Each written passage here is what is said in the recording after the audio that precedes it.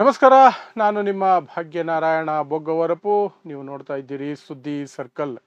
ಏನಪ್ಪ ದಿನ ಬೆಳಗಾದರೆ ಬರೀ ರಾಜಕೀಯ, BJP, ಕಾಂಗ್ರೆಸ್, ಅದು ಇದು ಬರೀ ರಾಜಕೀಯ ಮಾತಾಡಿ ಮಾತಾಡಿ ಬೋರ್ ಆಗಿದೆ ಅಂದ್ಕೊಂಡ್ರೆ, ನಿನ್ನೆ ಒಂದು ರೋಚಕವಾದಂತಹ ಕ್ರಿಕೆಟ್ ಪಂದ್ಯ ನಡೀತು. Test match.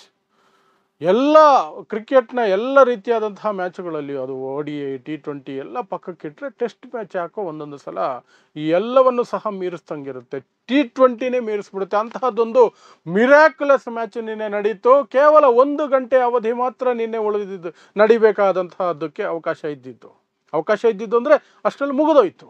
5ನೇ ದಿನ 1 ಗಂಟೆ ಸಾಕಾಯಿತು ರಿಸಲ್ಟ್ ಬರೋದಕ್ಕೆ.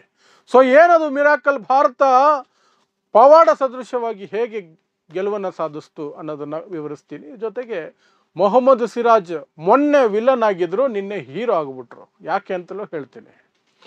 ಸೊ ನಿಮಗೆ ಗೊತ್ತಿರೋ ಹಾಗೆ ಭಾರತ ಈಗ ಇಂಗ್ಲೆಂಡ್ ಪ್ರವಾಸದಲ್ಲಿದೆ. ಅದು ನಿನ್ನೆಗೆ ಮುಗಿಯಿತು. 5 ಟೆಸ್ಟ್ ಮ್ಯಾಚ್ಗಳನ್ನು ಆಡಬೇಕು ಅಂತ ಅಲ್ಲಿಗೆ ಹೋಗಿದ್ದು. 5 ಟೆಸ್ಟ್ ಮ್ಯಾಚ್ಗಳನ್ನು ಒಟ್ಟಿಗೆ ಆಡೋದು ಈ ಕಾಲದಲ್ಲಿ ತುಂಬಾ ರೇರು. ಯಾಕಂದರೆ ಇವಾಗೆಲ್ಲ ಬ್ಯುಸಿ ಸ್ಕೆಡ್ಯೂಲ್ಗಳ ನಡುವೆ ODI, T20 ಕಡೆನೇ ಗಮನ ಇರುತ್ತೆ. ಅದರ ನಡುವೆ IPLಗೂ ಸಮಯ ಮೀಸಲಿಟ್ಟಿರೋದ್ರಿಂದ 1 ಟೆಸ್ಟು, 2 ಟೆಸ್ಟು, 3 ಟೆಸ್ಟು, ಹೆಚ್ಚಂದರೆ 4 ಟೆಸ್ಟುಗಳು. 5ನೇ ಟೆಸ್ಟಿಗೆ ಹೋಗೋದು ತುಂಬ ರೇರ್, ತುಂಬ ಅಪರೂಪ. ಆದರೆ ಈ ಸರಣಿಯನ್ನು 5 ಟೆಸ್ಟ್ಗಳ ಸರಣಿಯಾಗಿ ಮಾಡಿದರು. ಎಲ್ಲ ಸುಸ್ತು ಆಗೋಗಿದ್ರು. 5ನೇ ಟೆಸ್ಟ್ ಅಲ್ವಾ, ಎಲ್ಲ ಸುಸ್ತಾಗೋಗಿದ್ರು. ಕಳೆದ 6 ವಾರಗಳಿಂದ ನಿರಂತರವಾಗಿ ಬಿಟ್ಟು ಒಂದೊಂದು ಮ್ಯಾಚ್ ಆಡ್ತಿದ್ರು.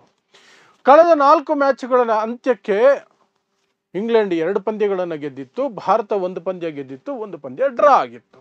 ಸೊ ಈ ಪಂದ್ಯವನ್ನು ಭಾರತ ಗೆಲ್ಲಲೇಬೇಕಿತ್ತು ಸಮಬಲವನ್ನು ಸಾಧಿಸೋದಕ್ಕೆ, ಸರಣಿಯನ್ನು ಎಂಡ್ ಮಾಡೋದಕ್ಕೆ. ಇಲ್ಲದೆ ಹೋದರೆ ಡ್ರಾ ಆದರೂ ಸರಿಯೇ, ಇಂಗ್ಲೆಂಡ್ ಗೆದ್ದರೂ ಸರಿಯೇ, ಸರಣಿ ಇಂಗ್ಲೆಂಡ್ ಕೈಗೆ ಹೋಗುತ್ತೆ. ಸೊ ತುಂಬ ದೊಡ್ಡ ಹೋರಾಟ ಇತ್ತು. ಭಾರತದ ನಂಬರ್ 1 ಬೌಲರ್ ಜಸ್ಪ್ರೀತ್ ಬುಮ್ರಾ, ನಿಮಗೆ ಗೊತ್ತೇ ಇದೆ. ಅವರಿಗೆ ದೈಹಿಕವಾಗಿ ನಾನು ಕಂಪ್ಲೀಟ್ ಎಲ್ಲ ಮ್ಯಾಚ್ಗಳನ್ನು ಬ್ಯಾಕ್ ಟು ಬ್ಯಾಕ್ ಆಡೋಕ್ಕಾಗೋದಿಲ್ಲ. ನನ್ನ ಪರ್ಫಾರ್ಮೆನ್ಸ್ ಟಾಪ್ ಕ್ಲಾಸ್ ಇರುತ್ತೆ, ಆದರೆ ನನಗೆ ರೆಸ್ಟ್ ಆಗಾಗ ಬೇಕು ಅಂತ. ಹಾಗಾಗಿ 5ರಲ್ಲಿ 3 ಮಾತ್ರ ಆಡೋದು ಅಂತ ನಿಶ್ಚಯ ಆಗಿತ್ತು. ಹಾಗಾಗಿ ಫೈನಲ್ ಪಂದ್ಯದಲ್ಲಿ ಅವರು ಆಡ್ತಿರ್ಲಿಲ್ಲ. ಮೊಹಮ್ಮದ್ ಸಿರಾಜ್ ಅವರು ಲೀಡರ್ಶಿಪ್ಪಲ್ಲಿ ಬೌಲಿಂಗ್ ಅಟ್ಯಾಕ್ ನಡಿಬೇಕಾಗಿತ್ತು. ಅವರು ಅದನ್ನು ಪ್ರೂವ್ ಮಾಡಿಕೊಂಡ್ರು. ಸೊ ನಿನ್ನೆ 5ನೇ ದಿನ, 4ನೇ ದಿನದ ಅಂತ್ಯಕ್ಕೆ, 4ನೇ ದಿನದ ಮಧ್ಯಾಹ್ನಕ್ಕೆ ಇಂಗ್ಲೆಂಡ್ ಗೆಲ್ಲೋದು 99.9% ಫಿಕ್ಸ್ ಆಗೋಗಿತ್ತು. ಬ್ರೂಕ್ ಮತ್ತು ರೂಟ್ಸ್ ಇಬ್ಬರು ಸೇರಿಕೊಂಡು ಇಡೀ ಮ್ಯಾಚನ್ನು ಕದ್ದು ಬಿಟ್ಟಿದ್ರು. ಯಾಕಂದರೆ 3 ವಿಕೆಟ್ಗೆ ಅವರು ಇನ್ನೇನು ಕುಸಿದು ಹೋಗ್ತಾರೆ ಅಂತಿರ್ಬೇಕಾದ್ರೆ ಅವರಿಬ್ಬರು ಜೊತೆಯಾಟ ಶುರುವಾಯಿತು. ಸೊ 195 ರನ್ಗಳು ಪಾರ್ಟ್ನರ್ಶಿಪ್ ಬಂದ್ಬಿಡ್ತು. 374 ಚೇಸ್ ಮಾಡ್ತಿದ್ರು. ನಿನ್ನೆ ಅಂತ್ಯಕ್ಕೆ ಮೊನ್ನೆ ಮಳೆ ಬಂದು ಬೇಗ ಮುಗಿದೋಯ್ತು. ಬೇಗ ಕ್ಲೋಸ್ ಮಾಡಿದ್ರು. ಇಲ್ಲದೆ ಹೋಗಿದ್ರೆ ಮೊನ್ನೆನೇ ಮುಗಿದಿರೋದು. ಕೇವಲ 35 ರನ್ ಬೇಕಾಗಿತ್ತು ಅಷ್ಟೇ. 35 ರನ್ ಬೇಕಾಗಿತ್ತು. 4 ವಿಕೆಟ್ಗಳು ಕೈಯಲ್ಲಿತ್ತು. ಅದಕ್ಕಿಂತ ಮೊದಲು 50 ರನ್ ಬೇಕಾಗಿದ್ದಾಗ 7 ವಿಕೆಟ್ಗಳು ಕೈಯಲ್ಲಿತ್ತು. ಆದರೆ ಇಂಡಿಯನ್ ಬೌಲಿಂಗ್ ಅಟ್ಯಾಕ್ ವಾಪಸ್ ಬಂದಿತ್ತು. ಆದರೆ ಈ 4th ಡೇ ಎಂಡ್ಗೆ 35 ರನ್ನು 4 ವಿಕೆಟು ಕಂಟಿನ್ಯೂ ಮಾಡಿಬಿಟ್ಟು ಹೇಗಾದರೂ ಅವತ್ತೇ ಮುಗಿಸ್ಕೊಂಡ್ಬಿಡೋಣ ಅಂತ ಅವರು. ಆದರೆ ಭಾರತ ತಂಡಕ್ಕೆ ಸತತವಾಗಿ 5 ಪಂದ್ಯಗಳನ್ನು ಆಡಿದ್ದ ಮೊಹಮ್ಮದ್ ಸಿರಾಜ್ಗೆ ಟಯರ್ಡ್ನೆಸ್ ಕಾಣಿಸ್ತಾ ಇತ್ತು, 5 ಪಂದ್ಯ ಆಡಿದ್ದರಿಂದ. ಆದರೆ ಸಿರಾಜೇ ಮೇನ್ ಬೌಲರ್ ಆಗಿದ್ದರಿಂದ ಸಿರಾಜನ್ನೇ ಮತ್ತೆ ಬೌಲಿಂಗ್ ಮಾಡಿಸ್ತಿದ್ರು. ಮಳೆ ಬಂದಿದ್ದು ಇವ್ರಿಗೊಂದು ರೀತಿ ವರ ಆಗೋಯ್ತು. ಯಾಕಂದರೆ ಬೇಗ ಮುಗೀತು. 5ನೇ ದಿನಕ್ಕೆ ಅದನ್ನು ಪೋಸ್ಟ್ಪೋನ್ ಮಾಡಬೇಕಾಯಿತು. ಪೋಸ್ಟ್ಪೋನ್ ಅಲ್ಲ, 5ನೇ ದಿನಕ್ಕೆ ಬರಬೇಕಾಯಿತು. 4 ದಿನಕ್ಕೆ ಮುಗಿಬೇಕಾದಂತಹ ಟೆಸ್ಟು. ಆದರೆ ರೆಸ್ಟ್ ಸಿಕ್ತು ಬೌಲರ್ಸ್ಗೆ, ಇಂಡಿಯನ್ ಬೌಲರ್ಸ್ಗೆ ಪ್ರಸಿದ್ಧ ಕೃಷ್ಣಗಾಗಬಹುದು, ಈ ಸಿರಾಜ್ಗಾಗ್ಬೋದು, ಅವರಿಬ್ಬರೇ ಮೇನ್ ಬೌಲರ್ಸು. 5ನೇ ದಿನ ಬರೀ 1 hour 45 minutes to 1 hour match ಮುಗಿಯಿತಂತ ಎಲ್ರಿಗೂ ಗೊತ್ತು. ಯಾಕಂದರೆ 35 ರನ್ ಬೇಕಷ್ಟೇ ಇಂಗ್ಲೆಂಡ್ಗೆ. ಆದರೆ ಭಾರತಕ್ಕೆ 4 ವಿಕೆಟ್ ಬೇಕು. ಯಾವ ಕಡೆ ನೋಡಿದ್ರು 4 ವಿಕೆಟ್ ಬೀಳೋದಾದರೂ, 35 ರನ್ ರೀಚ್ ಆಗೋದಾದರೂ 45 ನಿಮಿಷದಿಂದ 1 ಗಂಟೆ ಸಾಕು ಅನ್ನೋದು ಎಲ್ರಿಗೂ ಗೊತ್ತಿತ್ತು. ಆದರೂ ಸಹ ಕ್ರೀಡಾಂಗಣ ಫುಲ್ ಆಗಿತ್ತು. ಓವಲ್ ಗ್ರೌಂಡ್, ಲಂಡನ್ನಲ್ಲಿರುವಂತಹ ಓವಲ್ ಗ್ರೌಂಡ್ ಫುಲ್ ಆಗಿತ್ತು. ಯಾಕಂದರೆ ರೋಚಕತೆ ಆಗಿತ್ತು. ನಿರ್ಣಾಯಕ ಪಂದ್ಯ ಬೇರೆ, ಭಾರತ ಗೆಲ್ಲಲೇಬೇಕಿತ್ತು. ಆ ಸನ್ನಿವೇಶದಲ್ಲಿ ನಿನ್ನೆ ಸಿರಾಜ್ ಒಂದು ಭಾರವನ್ನು ಹೊತ್ಕೊಂಡು ಬಂದಿದ್ರು. ಏನು? ಮೊನ್ನೆ ಒಂದು ಕ್ಯಾಚ್ ಬಿಟ್ಟಿರಲಿಲ್ಲ, ಕ್ಯಾಚ್ ಹಿಡ್ಕೊಂಡ್ರು. ಆದರೆ ಲೇಸಿನೆಸ್ಸಲ್ಲೋ ಅಥವಾ ಅತಿಯಾದ ಕಾನ್ಫಿಡೆನ್ಸಲ್ಲೋ ಹಿಂದ್ಗಡೆ ಗೆರೆ ನೋಡಿರಲಿಲ್ಲ, ಬೌಂಡ್ರಿ ಲೈನು. ಅದ್ರ ಮೇಲೆ ಕಾಲಿಟ್ಬಿಟ್ರು. ಔಟ್ ಆಗಿದ್ದು 6 ಆಗೋಯ್ತು. ವಿಲನ್ ರೀತಿಯಲ್ಲಿ ಎಲ್ಲರೂ ಹೇಳ್ಕೊಳ್ಳೋಕೆ ಶುರು ಮಾಡಿದ್ರು. ಮೊದಲೇ ನಿಮಗೆ ಗೊತ್ತು, ಭಾರತದಲ್ಲಿ ಧಾರ್ಮಿಕ ವಿಚಾರಗಳನ್ನು ಇಟ್ಕೊಂಡು ಕ್ರಿಕೆಟನ್ನು ಸಹ ಹೇಗೆ ಆಡ್ತಾರೆ. ಸೊ ಸಿರಾಜ್ ಕ್ಯಾಚ್ ಆ ರೀತಿ ಮಿಸ್ ಆಗಿದ್ದು, ಔಟ್ ಆಗೋದು ಮಿಸ್ ಆಗಿದ್ದು, ಸಿರಾಜ್ಗೆ ಅಟ್ಯಾಕ್ ಮಾಡೋರಿಗೆ ಧರ್ಮದ ಕಾರಣಕ್ಕೆ ದೊಡ್ಡ ವೆಪನ್ ಸಿಕ್ಕಿತ್ತು. ಆದರೆ ನಿನ್ನೆ ಅದಕ್ಕೆ ಪ್ರತಿಯಾಗಿ ಸಿರಾಜ್ ಬಂದು ಅದರ ಜೊತೆಗೆ ಪ್ರಸಿದ್ಧಿ ಕೃಷ್ಣನು ಅಷ್ಟೇ ಸಾಥ್ ಕೊಟ್ಟಿದ್ದಕ್ಕೆ ಅವರಿಬ್ಬರೇ ಬೌಲಿಂಗ್ ಮಾಡಿದ್ದು ಸುಮಾರು 1 ಅವರ್. ಅವರಿಬ್ಬರೇ ಬೌಲಿಂಗ್, ಯಾಕಂದ್ರೆ ಅವರಿಬ್ಬರಿಂದನೇ ವಿಕೆಟ್ ಸಿಗಬೇಕು ಅಂತ. ಇನ್ನೊಬ್ಬರು ಬೌಲಿಂಗ್ ಮಾಡಿದ್ರು ಸಹ ಅದು ಅಷ್ಟು ಎಫೆಕ್ಟಿವ್ ಇರಲಿಲ್ಲ. ಹಾಗಾಗಿ ಪಕ್ಕಕ್ಕೆ ಸರಿಸಿ ಗಿಲ್ ಇವರಿಬ್ಬರನ್ನೇ, ಕ್ಯಾಪ್ಟನ್ ಗಿಲ್ ಇವರಿಬ್ಬರನ್ನೇ ಬೌಲಿಂಗ್ಗೆ ಬಿಟ್ಟಿದ್ದು ಹೆಚ್ಚಾಗಿ. ಸೊ ನಿರಂತರವಾಗಿ ಇಬ್ಬರು ಸಹ ವಿಕೆಟ್ಗಳನ್ನು ಪಡಿತಾನೆ ಇದ್ರು. ಅದರಲ್ಲೂ ಸಹ ಮೊಹಮ್ಮದ್ ಸಿರಾಜ್ ಬೌಲಿಂಗ್ ಪ್ರಖರವಾಗಿತ್ತು. ತಾನೊಬ್ಬ ವರ್ಲ್ಡ್ ಕ್ಲಾಸ್ ಬೌಲರ್ ಅಂತ ನಿರೂಪಣೆ ಮಾಡಿಕೊಂಡೇ ಹೋಗ್ತಿದ್ರು.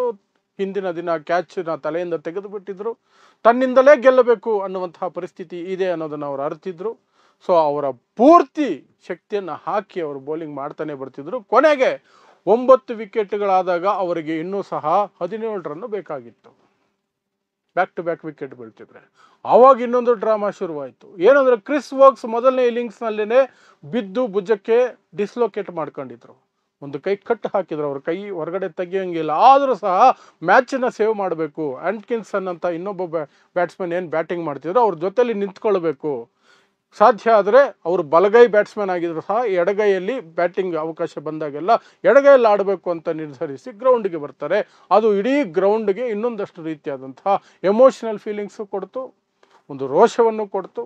ಯಾಕಂದರೆ ಒಬ್ಬ ಆಟಗಾರ ಕೈ ಪೂರ್ತಿ ಮುರಿದಿದ್ರು ಸಹ ಅದನ್ನು ಒಳಗಡೆಗಿಟ್ಕೊಂಡು, ಶರ್ಟ್ ಒಳಗಡೆಗಿಟ್ಕೊಂಡು ಬರೀ ಒಂದು ಕೈಯಲ್ಲಿ ಬ್ಯಾಟ್ ಇಟ್ಕೊಂಡು ಬರೋದು, ಒಂದು ಕೈಯಲ್ಲಿ ಆಡ್ತೀನಿ ಅನ್ನೋದು, ಅದು ಬಲಗೈ ಬ್ಯಾಟ್ಸ್ಮನ್ ಬಲಗೈಯೇ ಮುರಿದಿರೋದು, ಎಡಗೈಯಲ್ಲಿ ಆಡ್ತೀನಿ ಅನ್ನುವಂಥದ್ದು. ಈ ರೀತಿ ಈ ಹಿಂದೆ ಕೆಲವು ಘಟನೆಗಳು ನಡೆದಿದೆ. ಅನಿಲ್ ಕುಂಬ್ಳೆ ದವಡೆ ಮುರಿದೋಗಿದ್ರು ಸಹ, ಜಾಸ್ತಿ ದವಡೆಗಳು ಫ್ರ್ಯಾಕ್ಚರ್ ಆಗಿದ್ರು ಸಹ ವೆಸ್ಟ್ ಇಂಡೀಸಲ್ಲಿ ಬ್ಯಾಂಡೇಜ್ ಹಾಕೊಂಡು ಬಂದು ಬೌಲಿಂಗ್ ಮಾಡಿದ್ರು. ಅಂತಹ ಘಟನೆಗಳು ಸುಮಾರು ನಡೆದಿದ್ದಾವೆ.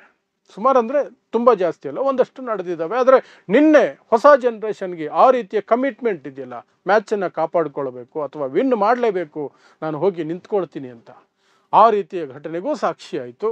ಅದೆಲ್ಲದರ ನಡುವೆ ಸಿರಾಜ್ ತನ್ನ ಪವರ್ಫುಲ್ ಬೌಲಿಂಗಲ್ಲಿ ಕೊನೆಗೂ ಸಹ ಆ್ಯಂಟ್ಕಿನ್ಸನ್ ವಿಕೆಟ್ ತೆಗೆಯುವ ಮೂಲಕ, ಬೋಲ್ಡ್ ಮಾಡುವ ಮೂಲಕ ಭಾರತಕ್ಕೆ ಕೇವಲ 6 ರನ್ಗಳ ಜಯ. ಭಾರತದ ಕ್ರಿಕೆಟ್ ಇತಿಹಾಸದಲ್ಲೇ, ಟೆಸ್ಟ್ ಕ್ರಿಕೆಟ್ ಇತಿಹಾಸದಲ್ಲೇ ಅತ್ಯಂತ ಕಡಿಮೆ ಅಂತರದ ಜಯವನ್ನು ನಿನ್ನೆ ಭಾರತ ಪಡ್ಕೊಳ್ತು. ಆ ಮೂಲಕ ಸರಣಿಯನ್ನು 2-2ರಲ್ಲಿ ಸಮಬಲ ಮಾಡಿಕೊಳ್ತು. ಟೆಂಡೂಲ್ಕರ್ ಆಂಡರ್ಸನ್ ಕಪ್ ಅಂತ ಈ ವರ್ಷದಿಂದ ಕರೀತಿದ್ದಾರೆ. ಈ ಹಿಂದೆ ಬೇರೆ ಹೆಸರು ಇತ್ತು ಅದಕ್ಕೆ. ಅದೊಂದು ಕಾಂಟ್ರವರ್ಸಿಗಳು ಮಾತಾಡೋದು ಬೇಡ. ದಿನ ಬೇರೆ ವಿಚಾರಗಳಲ್ಲಿ ಕಾಂಟ್ರವರ್ಸಿಗಳು ಬೇಸನ್ ಮಾತಾಡ್ತಿರ್ತೀವಿ ರಾಜಕೀಯವಾಗಿ. ಇದೊಂದು ಭಿನ್ನವಾಗಿರಲಿ, ಕಾಂಟ್ರವರ್ಸಿ ಬಗ್ಗೆ ಚರ್ಚೆ ಮಾಡೋದು ಬೇಡ. ಆದರೆ ಕಪ್ ಹೆಸರು ಟೆಂಡೂಲ್ಕರ್ ಆಂಡರ್ಸನ್ ಕಪ್ ಅಂತ ಮಾಡಿಟ್ಟಿದ್ದಾರೆ ಈಗ. ಅದನ್ನು ನಿನ್ನೆ ಸಮಬಲದಲ್ಲಿ ಇಬ್ಬರು ಹಂಚಿಕೊಳ್ಬೇಕಾಯಿತು. ಅದರಲ್ಲಿ ದೊಡ್ಡ ಪಾತ್ರ ಇದ್ದಂತಹದ್ದು ಮೊಹಮ್ಮದ್ ಸಿರಾಜ್. ಮೊನ್ನೆ ವಿಲ್ಲನ್, ನಿನ್ನೆ ಹೀರೋ. ಅವರಿಗೆ ಜೊತೆ ಕೊಟ್ಟಿದ್ದು ಪ್ರಸಿದ್ಧಿ ಕೃಷ್ಣ ಅನ್ನುವಂಥ ಕರ್ನಾಟಕದ ಬೌಲರ್. ಸೊ ಈ ಮೂಲಕ ನಿನ್ನೆ ಒಂದು ರೋಚಕ ಪಂದ್ಯಕ್ಕೆ ಇಡೀ ಜಗತ್ತು ಸಾಕ್ಷಿಯಾಯಿತು. ನಾನು ಸಹ ಬಾಲ್ ಟು ಬಾಲ್ ನೋಡ್ತಿದ್ದೆ. ಒಂದೊಂದು ಬಾಲಲ್ಲೂ ಸಹ ಏನೋ ಮ್ಯಾಜಿಕ್ ನಡೆಯುತ್ತೆ ಅನ್ನುವಂತಹ ಹೋಪು ಒಂದು ಕಡೆ ಬ್ಯಾಟ್ಸ್ಮನ್ಗೂ ಇರ್ತಿತ್ತು, ನಾವು ರನ್ ಬಾರಿಸ್ತೀವಿ ಅಂತ. ಯಾಕಂದ್ರೆ ಬರೀ 35 ರನ್ ಬೇಕಿದ್ದಿತ್ತು. ಫಸ್ಟ್ 2 ಬಾಲ್ಸ್ ಇವತ್ತು ನಿನ್ನೆ ಓಪನಿಂಗ್ ಡೇ ಅಲ್ಲಿ ಮೊದಲ 2 ಬಾಲ್ 8 ರನ್ ಬಂದಿತ್ತು. ಹಾಗಾಗಿ 27 ರನ್ ಮಾತ್ರ ಬೇಕಾಗಿತ್ತು 2 ಬಾಲ್ ಮುಗಿದಾಗ. ಸೊ ಅಲ್ಲಿಂದ 6 ರನ್ ಅಂತರದಲ್ಲಿ ಭಾರತ ಜಯಗಳಿಸ್ತು. ಸೊ ದಿನ ರಾಜಕೀಯ ಮಾತಾಡಿ ಅಥವಾ ಕಾಂಟ್ರವರ್ಸಿಗಳು ಮಾತಾಡಿ ಬೇರೆ ಏನೇನೋ ಸೈದ್ಧಾಂತಿಕವಾದ ವಿಚಾರಗಳನ್ನು ಮಾತಾಡಿ ನನಗೂ ತಲೆ ಕೆಟ್ಟಿತ್ತು. ನಾನು ಮ್ಯಾಚ್ ನೋಡಿದೆ, ಹಾಗಾಗಿ ನಿಮ್ಮ ಮುಂದೆ ಅದರ ವಿವರಣೆಯನ್ನು ಕೊಡುವಂತಹ ಪ್ರಯತ್ನ ಮಾಡೋಣ. ಸ್ವಲ್ಪ ಭಿನ್ನವಾಗಿರುವಂತಹ ಕಾರ್ಯಕ್ರಮ ಆಗುತ್ತೆ ಅನ್ನೋ ಕಾರಣಕ್ಕಾಗಿ ನಿನ್ನೆ ಈ ರೋಚಕ ಪಂದ್ಯದ ಬಗ್ಗೆ ಈ ಮಾಹಿತಿಯನ್ನು ಕೊಡ್ತಿದ್ದೀನಿ. ಸೊ ಉಳಿದಂತೆ ಬೇರೆ ವಿಶೇಷ ಸುದ್ದಿಗಳು ನಿರಂತರವಾಗಿ ನಡೀತಾನೆ ಇರ್ತವೆ. ವಿಶೇಷ ವರದಿಗಳಿಗಾಗಿ ನೋಡ್ತಾ ಇರಿ ಸುದ್ದಿ ಸರ್ಕಲ್. ನಾನು ನಿಮ್ಮ ಭಾಗ್ಯನಾರಾಯಣ ಬೊಗ್ಗವರಪು.